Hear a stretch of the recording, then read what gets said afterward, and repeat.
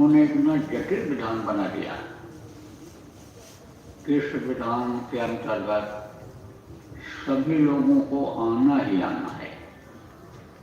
उनके विधान का जब उल्लंघन करोगे तो सजा देने में भी नहीं चूकते हैं। इंतजाम तो सब कर रखा है, अच्छा से अच्छा इंतजाम कर रखा है।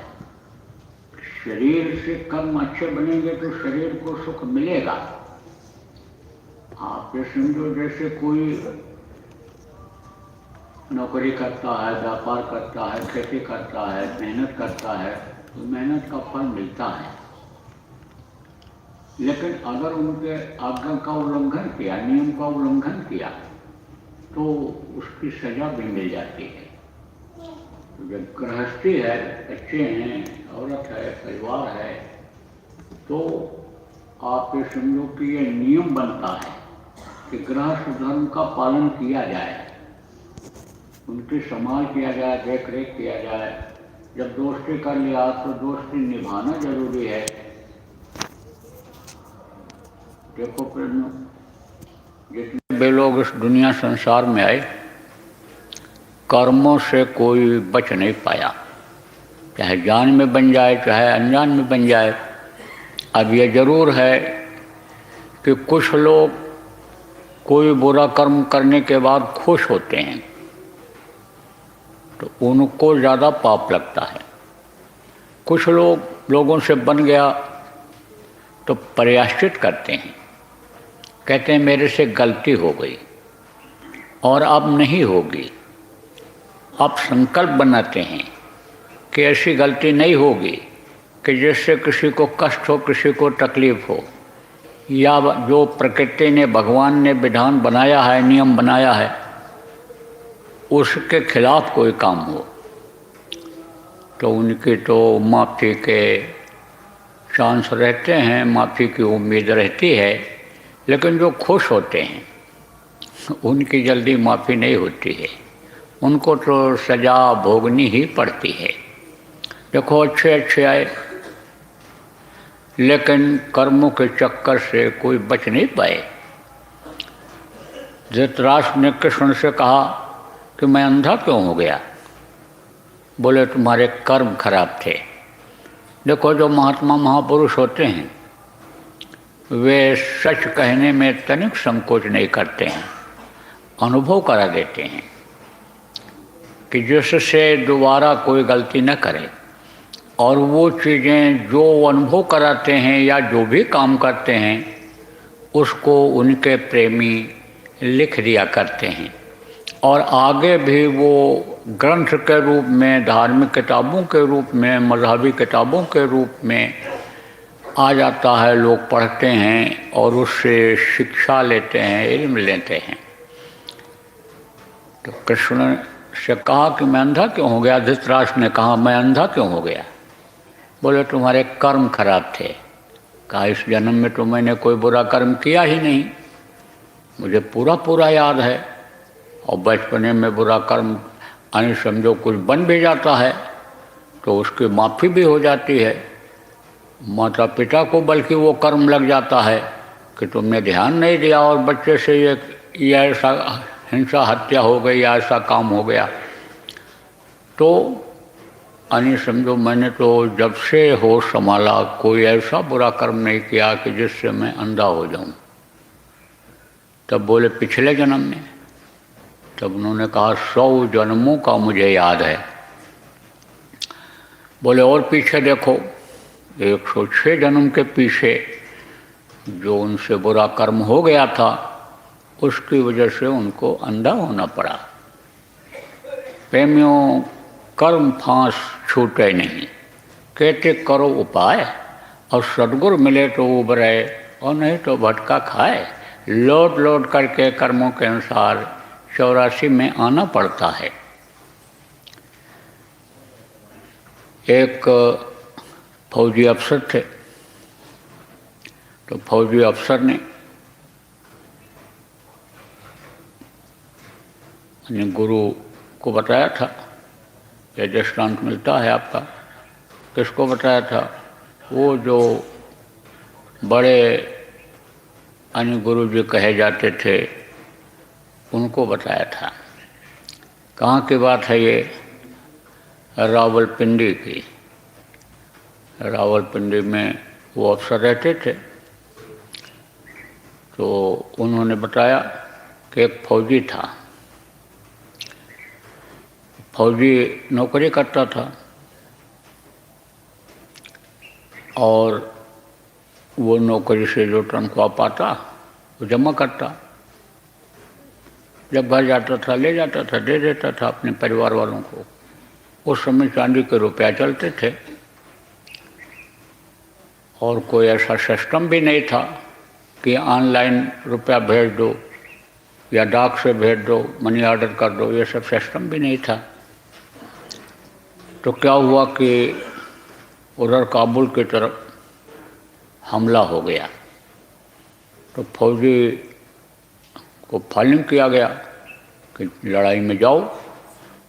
तो घोड़े पर चढ़ करके लड़ाइयाँ लड़ते थे, घोड़े पर सवारी करके जाते थे लड़ाई के लिए, और कुछ सेना पैदल चलती थी।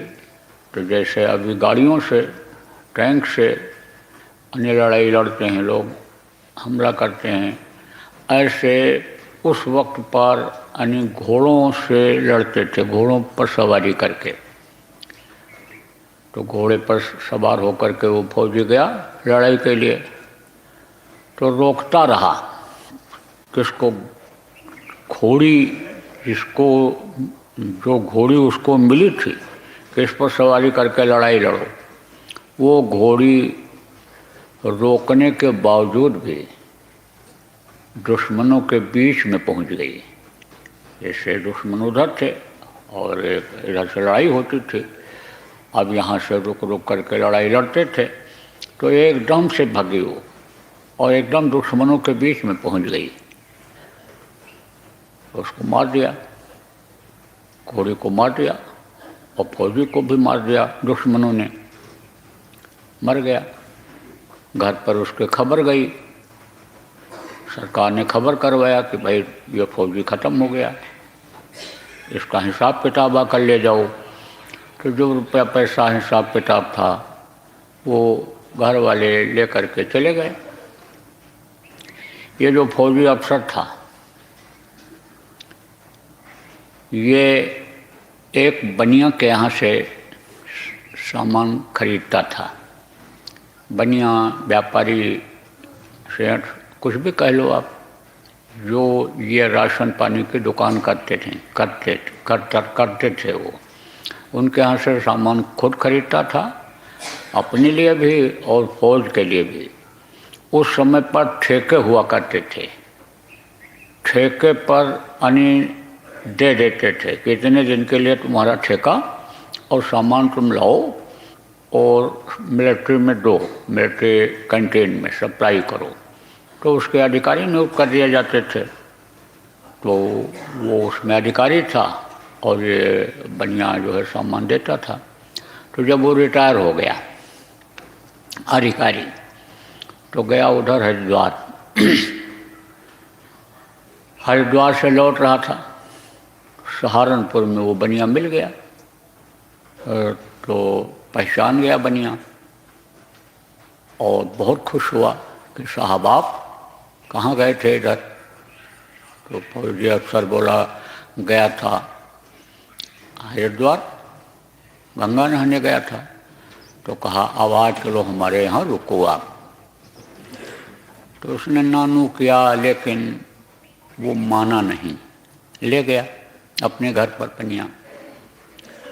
अब भोजन बनवाया, अच्छा से अच्छा स्वादिष्ट भोजन तैयार कराया, और भोजन जब सामने आया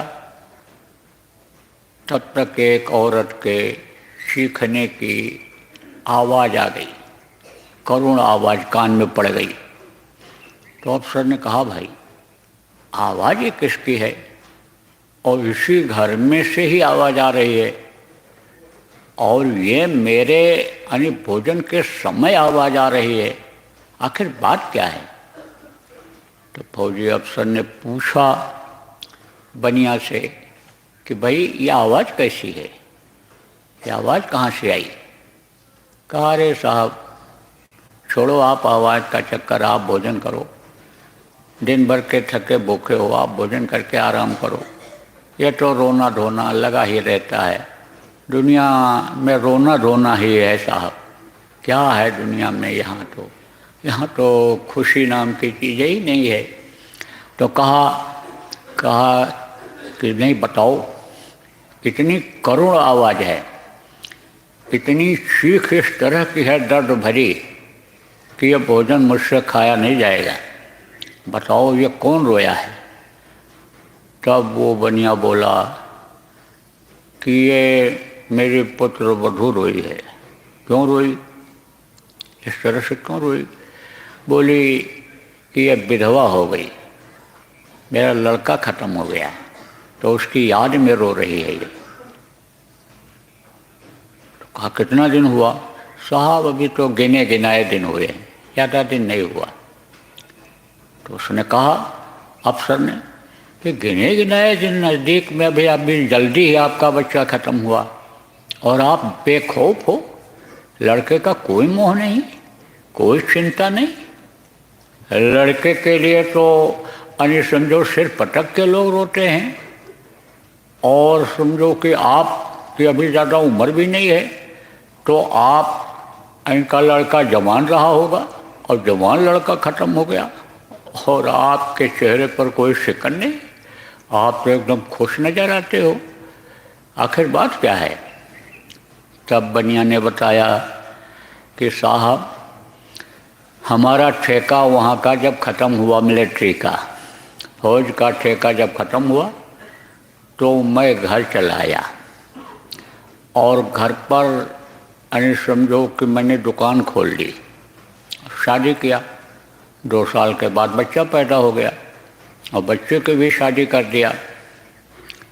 अब हमारा बच्चा शादी के यानी ब्याह के तुरंत बाद बीमार रहने लग गया, तो मैंने इलाज कराया, अच्छे अच्छे वैद्यों को दिखाया, अच्छे अच्छे हकीम डॉक्टरों को दिखाया, पैसा खर्चा हुआ, लेकिन लड़का ठीक नहीं हुआ। जब लड़का ठीक नहीं हुआ तो हमने सोचा कि लाओ भाई देखें कोई यानी समझो प्रेत आत्मा, कोई यानी ऐसी शक्ति न हो कि जो दवा ना फायदा करने देती हो, जो थोड़ा बहुत दवा का असर आता है, ठीक होता है, फिर वैसे हो जाता है, तो कोई ऐसी शक्ति न हो कि जो इसको परेशान करती हो।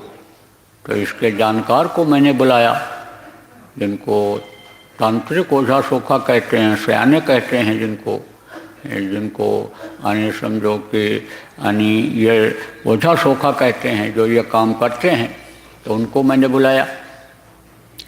तो वो आया, तो उसने अपनी विद्या जो करता था, तंत्र विद्या और वो सब जो अपना था वो किया।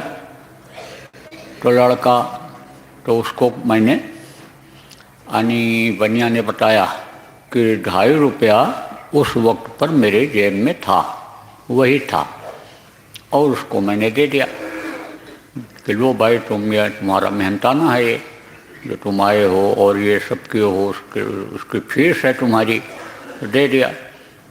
तो जब दे दिया तब लड़का हंसा, तो हंसा जब, तब मैंने कहा कि बेटा तुम्हारी तबीयत ठीक है? बनिया ने बताया फौजी अफसर को कि मैंने कहा लड़के से कि अब तुम्हारी तबीयत ठीक है? तो बोला हाँ ठीक है, बिल्कुल ठीक है, अब हमारा सब काम हो गया, अब सब पूरा हो गया, अब मैं बहुत ठीक हूँ। तो वो भी खुश हुआ जो आया था यानी इसको लड़के को ठीक करने के लिए, जो सयाना तांत्रिक जिसको कहते हैं वो आया था, तो वो भी खुश हुआ। कहा मेरे थोड़े ही समय की क्रिया से देखो ये ठीक हो गया, हंस पड़ा, अब 1-2 बार जब मैं और करूँगा तो एकदम बिल्कुल ठीक हो जाएगा, चिंता की कोई बात नहीं है, फिक्र की कोई बात नहीं है। तो इतना कह करके तो चला गया, उसको फीस मिल गई, तो चला गया। तब मैंने लड़के से पूछा, व्यापारी ने बताया, वो जो बनिया था उसने बताया, कहा कहा कि तुम ऐसी बात क्यों किए, ये तुम ऐसी बात क्यों किए, मैं बिल्कुल ठीक हो गया और हमारा काम हो गया, अब ऐसा ये तुमने क्यों कहा है? ठीक तो तुम लग रहे हो, लेकिन ये क्यों कहा? तब उसने बताया, कहा मेरा पर्दा खुल गया। देखो प्रेमियों, उस वक्त पर पर्दा खुल जाता है कब? ये जो माया का पर्दा है ये वह कब पड़ता है? माँ के पेट से बाहर निकलने के बाद, और माँ के पेट में रहने पर पर्दा नहीं रहता है, और जब शरीर छोड़ने को होता है तो उस वक्त पर भी आदमी को जानकारी हो जाती है, पर्दा हट जाता है उस वक्त पर। तभी तो अन्य समझो कि यमराज के दूतों को देखता है, तभी तो जो भी आता है उसको देखता है। देखो गुरु महाराज प्रेमियों जब मौजूद थे, अभी तो गुरु महाराज शरीर छोड़ करके चले गए, लेकिन एक ही जगह पर तो रहते थे। लेकिन जो सत्संगी आखिरी वक्त पर गुरु महाराज को याद किए, जय गुरुदेव नाम जो बोले, सत्संगी ही नहीं, जो कोई भी जय गुरुदेव नाम को बोला, प्रेम के साथ, विश्वास के साथ, श्रद्धा के साथ, उसको गुरु महाराज आखिरी वक्त पर दिखाई पड़े थे। जब यमराज के दूत मारने लग गए, जबरदस्ती खाली कराने लग गए, इस शरीर से जीवात्मा जल्दी निकलना नहीं चाहती है, तो वो मार मार करके निकालते हैं जीवात्मा को इधर उधर से। जो ये यानी बचने की कोशिश भी करती है, लेकिन बच नहीं पाती है, तो इसको जब निकालने की कोशिश करते हैं तो समझो कि उस समय पर वो दिखाई पड़ते हैं। इन बाहरी आँखों से आप जो सूक्ष्म शरीर में हैं, सूक्ष्म शरीर वाले कौन होते हैं? देवी देवता, गंधर्व, पिशाच, भूत, ये सब किस में होते हैं? यह लिंग शरीर में होते हैं। सूक्ष्म शरीर नहीं, लिंग शरीर में होते हैं। तो लिंग शरीर वालों को इस स्थूल शरीर की आँख से देख नहीं सकते हो, लेकिन उस वक्त पर वो पर्दा हट जाता है। कब? आखिरी वक्त पर। देखो कुछ लोग ऐसे हैं कि एकदम से शरीर को नहीं छोड़ते, यानी समझो कि जैसे यानी मालूम पड़ा ख़त्म हो गए, उसके बाद फिर होश आ गया। तकलीफ़ हुई एक दिन तकलीफ़ हुई, तो तकलीफ़ हुई तो उस समय पर यानी वो कुछ बोले या बड़बड़ाए या ऐसा कहे, और उसके बाद फिर ठीक हो गए। तब लोग कहते हैं अब ठीक हो गए, बहुत यानी समझो तकलीफ़ दूर हो गई, और उसके बाद में फिर दूसरे दिन तीसरे दिन ख़त्म हो जाते हैं। तब लोग कहते हैं कि अरे बिल्कुल ठीक हो गए थे, कुछ खाए भी, बोलने भी लगे थे, लेकिन अब क्या करें, अब तो उनको जाना पड़ गया।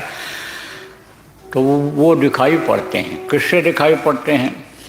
यानी समझो कि अंदर का जो ये पर्दा है वो जब हटता है, और वो जो कर्म हैं जो उस यानी आँख के सामने पर्दे के रूप में लगे हुए हैं, यानी वो जब हटता है, वो जो कर्म लगे हुए हैं, वो कर्म यानी समझो जब हिसाब की तरफ चला जाता है, तब समझो कि पर्दा हट जाता है। दिखाई इसीलिए नहीं पड़ता, कर्म लगे हुए, लेकिन वो कर्म का हिसाब होने लग जाता है। जैसे आप देखो कि किसी को रुपया आप दे दो, रखता चला जाए, और फिर उसके बाद लो कि लाओ अब तुम्हारा हम हिसाब देखेंगे कि कितना तुमने खर्चा किया, कितना रखे हो, ये हिसाब लेंगे, तो वो खाली हो गया कि नहीं हो गया? तो हिसाब के तरफ जब कर्म चले जाते हैं तो पर्दा हट जाता है, और पर्दा जब हटा तब ज्ञान हुआ, तब जानकारी हुई, तब क्या हो रहा है, कैसे क्या रहा है, ये सब जानकारी हो जाती है। माँ के पेट में पिछले जन्म की जानकारी रहती है, दिखाई पड़ता है। पर्दा हटता है तो भी हो जाता है, लेकिन उस समय फिर मजबूरी हो जाती है। आखिरी वक्त पर जब समय पूरा होने को होता है तब ये होता है फिर जानकारी होते हुए भी आप ये समझो कितना भी पछतावा करो, कितना भी कोशिश करो कि अब हम बच जाएं, ऐसा कर्म नहीं करेंगे, या हम सत्संग के द्वारा, सेवा के द्वारा, भजन के द्वारा अपने कर्मों को काट लेंगे, फिर कुछ नहीं हो सकता है। वो समय निकल गया। तो उसने बताया, किसने बताया? लड़के ने, जवान लड़का जो बनिया का था, जब वो शरीर छोड़ने लगा तब उसने बताया, कहा देखो पिताजी, मैं वही फौजी हूँ जो आपके पास 2000 रुपया रख रखा था कि जब हम घर जाएंगे तब ले जाएंगे, छुट्टी पर जब जाएंगे तब ले जाएंगे। लेकिन हम लेने में मारा गया, फौज में लड़ कर के मैं शहीद हुआ, और मेरे परिवार के लोग आए और उनको आपने ये 2000 रुपया नहीं दिया। क्यों? क्योंकि आप सोचे किसी को मालूम नहीं है, और 2000 रुपया की उस समय रकम होती थी। कहा 2000 रुपया के लिए आप लालच में आ गए और उन्हीं सब रुपयों को जो आप कमाए ला करके दुकान खुलवाए। तो समझो कि मैं उस कर्जे को समझो लेने के लिए, अदा कराने के लिए आपके यहाँ जन्म लिया, और अब मेरा कर्जा अदा हो गया। ये जो 2.5 रुपया था उसी में का, कर्जे में का, जब आपने इसको दे दिया, इससे आपका लेना देना था, इसको आपने दे दिया तो मेरा कर्जा अदा हो गया और मैं अब दुनिया संसार से जा रहा हूँ। और ये जो मेरी औरत है, ये वही मुँहजोर घोड़ी है कि बहुत कोशिश करने के बाद भी रुकी नहीं, और दुश्मनों के बीच में हमको लेकर के चली गई, और ये खुद भी मारी गई और मुझे भी मरवाया इसने। तो अब मैं इसको विधवा छोड़ करके जा रहा हूँ। अब ये मेरी याद में जब तक जिएगी तब तक ये रोती रहेगी। फौजी अफसर सब सुनता रहा, सोचता रहा। बनिया ने कहा साहब अब आप भोजन करो, और जो आप कह रहे हो कि तुम्हारे शिकन नहीं है, तुमको कोई चिंता फिक्र नहीं है, चेहरे पर तुम्हारे शिकन नहीं है, तनिक भी कुछ नहीं है, तुमको लड़का तुम्हारा जवान ख़त्म हो गया, तो साहब आप बताओ कि हम फौजी के लिए रोवें कि घोड़ी के लिए रोवें, क्या करें? अब तो हम समझ गए कि ये लेना देना कर्जा हमारा अदा हो गया, और लेना देना कर्जा ये अदा सब लोगों को करना ही पड़ता है। प्रेमियों, ये लेना देना है, अदा कर लो। गृहस्थी है, घर है, बच्चे हैं और काम धंधा आप करते हो, तो लेना देना अदा कर लो। अब ये ज़रूर है कि लेना देना इतने समय के लिए जो सेवा और भजन में समय जाता है, उतनी देर का समय भी अगर आदमी देखो उसी में लगाया रहे तो वो लेना देना कर्जा आप ये समझो कि अदा नहीं होता है, उसी में अदा करना पड़ेगा उसको। और उससे जब थोड़ा अलग हो जाता है भजन के समय पर, आप ये समझो चाहे भजन करते हो 2 घंटा बैठते हो, तो 2 घंटा भी अगर आप लगो तो घर के ही काम में लगे रहोगे, इधर उधर नहीं कुछ होगा, बच्चों को ही खिलाओगे, नहीं कुछ होगा, कोई काम बिगड़ रहा होगा, कोई संभालने वाला होगा, उसी को करोगे। तो उस लेने देने को परमार्थ करा करके अदा कराया जाता है।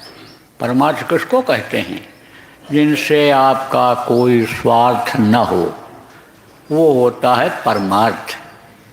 दोस्त बन गया, कोई रिश्तेदार बन गया, परिवार वाले हो गए, तो उनका आप समझो कि जो खिलाना पिलाना आदर सत्कार होता है वो परोपकार नहीं होता है, वो गृहस्थ का धर्म होता है। परोपकार वो होता है कि भूखे को रोटी खिला दो, उससे कोई आपको उम्मीद न हो कि यह हमको खिलाएगा, नंगा है वस्त्र दे दिया, कपड़ा दे दिया, उम्मीद उससे न करो कि अभी हमको पहनाएगा। ऐसे को दिया जाता है कि जिसके पास नहीं होता है। अगर है किसी को दिया तो यह समझो आपकी उम्मीद कुछ बनी कि हम इनको दे देंगे, खुश कर देंगे, तो ये ऐसे नहीं, कोई भी हमारा काम ये कर देंगे तो वहाँ स्वार्थपरता जुड़ जाती है। वो वस्त्र भले में न दे, लेकिन वो बेगार ही आपका कर दे, कोई काम ही करा दे, तो वहाँ स्वार्थ रहता है। और परमार्थ में क्या रहता है? देखो यहाँ आए, काफ़ी भीड़ थी। पिछले यानी समझो कि नए वर्ष की अपेक्षा इस वर्ष ज़्यादा भीड़ थी, जबकि कोई ज़्यादा कहा सुना भी नहीं गया यहाँ आने के लिए लोगों को। अभी तो हमारे कार्यक्रम ही सभी प्रांतों में लगभग इधर जहाँ भारी संख्या में सत्संगी हैं वहाँ होता ही रहा, तो दर्श पर सत्संग वहाँ भी लोगों को मिलता रहा। लेकिन इसके बावजूद भी काफ़ी लोग यहाँ पर आए। कुछ लोग नियम ही बना लिए हैं कि इन कार्यक्रमों में हमको चलना ही चलना है, तो आए और वो अपना चिड़िया की तरह उड़ गए, आए, सत्संग सुना और चले गए। अब ये है कि जो सर सामान है, ये जो अंडारा भंडारा है, ये भी जो आप चला रहे हो, आप समझो कि आपकी ये सेवा उसमें हो रही और उनका आपके पास कर्जा लेना देना था। अब मोटी बात ये भी बता दें कि या तो कर्जा था या कर्जा ला दे आप उन पर।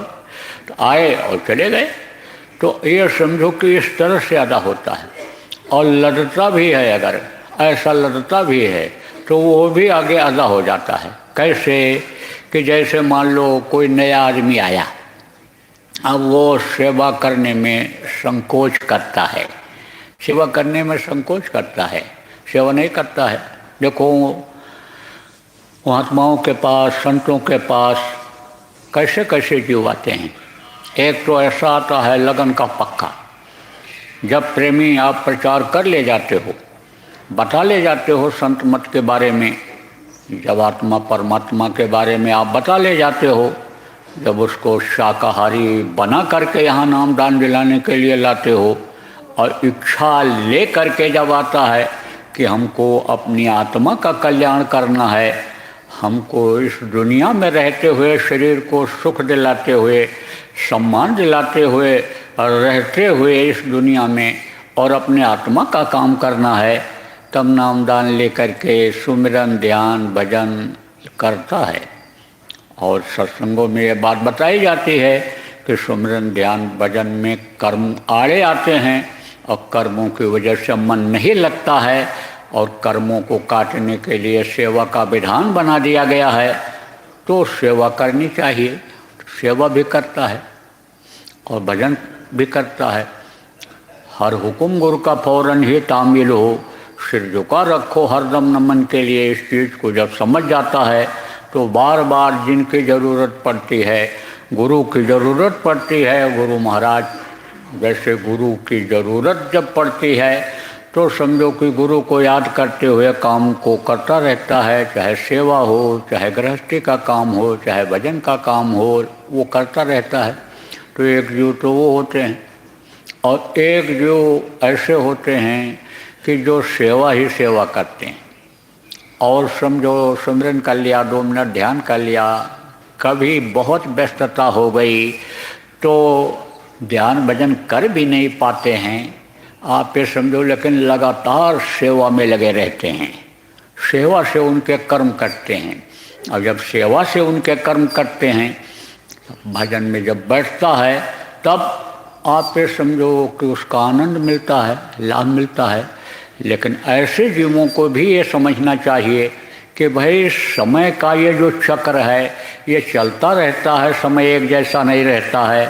तो उम्र ये यानी समझो ख़त्म होती जाती है, कम होता जाता है। इसलिए दोनों काम करना चाहिए, सेवा खूब करना चाहिए, लेकिन समय निकाल करके अपने सोने के यानी समय में से समय निकाल करके, खाने के समय में से समय निकाल करके, आप ये समझो दैनिक क्रिया के में से समय निकाल करके कर लेना चाहिए।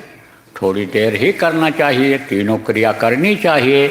आप ये समझो कोई ज़रूरी नहीं रहता है कि 2 घंटा ही बैठकर ध्यान लगाओ तभी कुछ दया हो। दया का स्रोत होता है, तड़प होती है उनसे, यानी समझो कि मांगने का तरीका होता है, तो वो दे देते हैं, थोड़े समय में भी दे देते हैं। तो दूसरे तरह के जो इस तरह के आते हैं, तीसरे तरह के आते हैं कि जो सुमिरन ध्यान भजन करते हैं लेकिन सेवा नहीं करते हैं। क्यों? शर्म के मारे कि ये छोटे छोटे लोग हैं, ये गांव के लोग हैं, इनके बीच में हम क्यों सेवा करें, हमारी यानी पोजीशन खराब हो जाएगी। हम सूट बूट पहने हुए हैं, हम कोट पतलून पहने हुए हैं, हमारा मोजा खराब हो जाएगा, हमारा कपड़ा खराब हो जाएगा, हमारी पर्सनालिटी डाउन हो जाएगी, इसलिए सेवा नहीं करते, शर्म खाते हैं, शर्माते हैं सेवा करने में। सत्संग तो सुनते हैं और भजन भी कर लेते हैं लेकिन सेवा नहीं करते हैं। तो सेवा नहीं करते हैं, कुछ करते नहीं हैं, तो जो सेवा करते हैं, जो उनके रहने खाने के साधन सुविधा को यानी समझो कि कराते हैं, मुहैया कराते हैं, उनके कर्म यानी समझो कि वो उनका तो फायदा हो जाता है, लेकिन इनके ऊपर कर्म आ जाते हैं। किसके ऊपर? जो दूसरे का खाए, जो दूसरे के बनाए हुए का खाए, जो यानी समझो परोस कर खिलाया, यानी उसकी जो सेवा हुई तो उसके कर्म आ जाते हैं। अब अगर समझो कि सुनने के बाद, समझने के बाद, नामदान लेने के बाद अगर भजन भाव भक्ति में लग गए तो फिर कर्म और दुनिया के इकट्ठा नहीं होते हैं।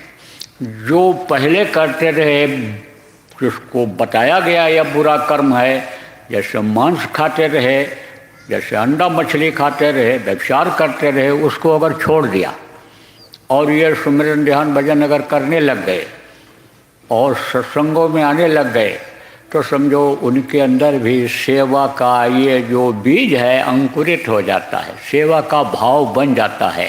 तो सेवा का भाव जब बन जाता है तो जिसने यानी शुरू में नामदान लेने जब गए थे रोटी बना करके खिलाया था, वो अगर नहीं भी मिले, दूसरे को ही ये रोटी बना के खिला दे, जिसने अन्न उसमें दिया था और उसका अन्न अगर आप ये समझो कि खाया था दिया हुआ, उसको अगर न भी खिला पाए और अपना दे करके, अपना रोटी बना करके, अपना खरीद करके भंडारे में दे करके और दूसरे को खिला दिया तो उसमें भी आधा हो जाता है, आधा हो जाता है।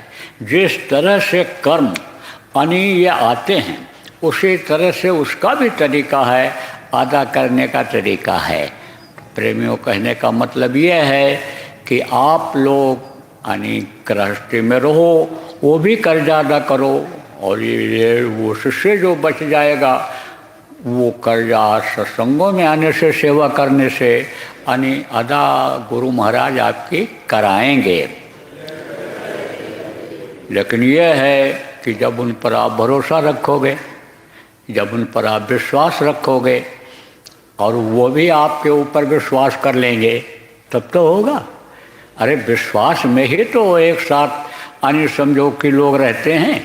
अगर किसी बच्चे को विश्वास हो जाए कि हमारा बाप भी हमारे लिए वफादार नहीं है, ये समझो कि हमको धोखा देंगे, तो घर में वो रहेगा, घर छोड़ के भाग जाता है कि कहीं बाप हमको मरवा न दे, और बाप भी घर छोड़ के भागता है कि लड़का हमको कहीं मरवा न दे, अकाल मृत्यु में जाना पड़े, प्रेत योनि में। तो विश्वास खास चीज़ होती है, विश्वास गुरु पर करो।